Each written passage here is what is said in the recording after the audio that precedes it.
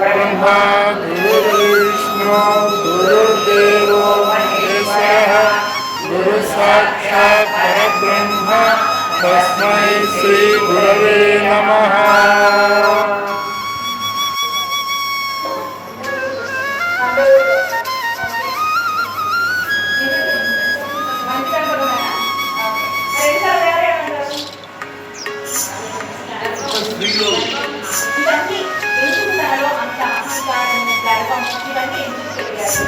అంటే ఈ మొక్కై వందలకి మానే వంగురానడానికి తనని తప్పులు చేస్తున్న ప్రతిసారి అంటించేవాళ్ళు లేక అదే నేను చేస్తే ఎవరు ఏమన్నారు ఎవరి దగ్గర ఓడిపోలేదా? ఎవరి దగ్గర ఓడిపోయాడు? వాళ్ళ దగ్గర ఓడిపోయినాడు. కార్తవీర్యార్జున దగ్గర ఓడిపోయాడు.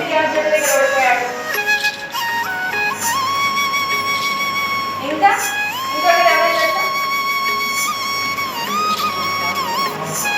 యముడి దగ్గర కూడా ఓడిపోయాడు.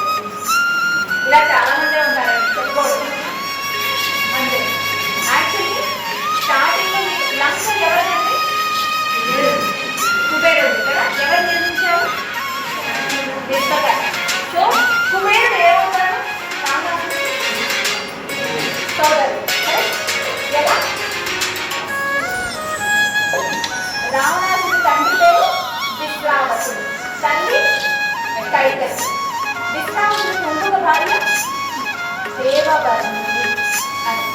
దేవవర్ణిని కొడుకు కుబేరుడు. మనం ఇందాక రామ లక్ష్మణ భరత శత్రుఘ్నులు లేదా సొంత కొడుకులంటే సవతి కొడుకులే కదా. కానీ రాముడు నేను ఏమన్నాడు?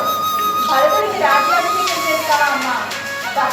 భరతుడు ఏమో వేరా భరతుడు నాకు తీసుకుంటే కదమ్మా అని అన్నాడు. అండ్ లక్ష్మణుడితో అన్నప్పుడు రాజ్యం భరతుడు తీసేసుకుంటాడు అని అంటే రాజ్యం అవ్వని ఒక ఫలం అంటే ఒక మంచి సీట్ అవ్వని ఏదైనా సరే నా తమ్ముళ్ళు అనుభవించండి, నాకు వద్దు. ఏ తమ్ముళ్ళు? సవతి కొడుకు. Music is personal.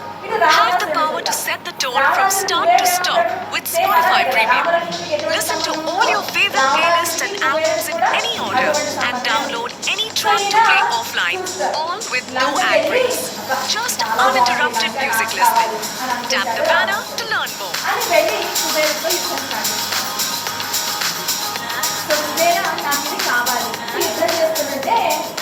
విశ్రావసుడు తండ్రి వచ్చి ఏమనాలి?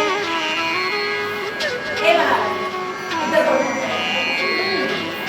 ఏమనాలి? అది కుబేరుడు.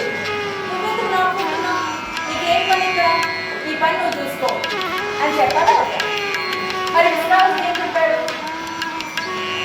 రావణాసుడు తలనెత్తురా బాబు, వాడు ఏడ్చైనా ఏదైనా సాధించుకుంటాడు, లేకపోతే కొట్టైనా సాధించుకుంటాడు. అలాంటి టైప్ వాడు. ఏదైనా ఏడ్చేటట్టు లేకపోతే ఏడిపించేటట్టు అంటే సినిమాలో అంటాడు కదండి ప్రమాణంగా, నేను ఏడ్చేటట్టు లేకపోతే ఏడిపించేటట్టు. అలా అంటే రామ భరత లక్ష్మణ శత్రుఘ్నులు అన్ని వేదాలు వేదాంగాలను చక్కగా నేర్పించారు.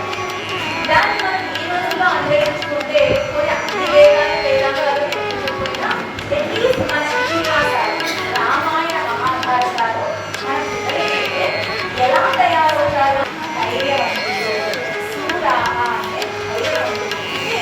ఇది నేర్చుకోవడం వల్ల ఏమొస్తుంది అని అంటే ఏ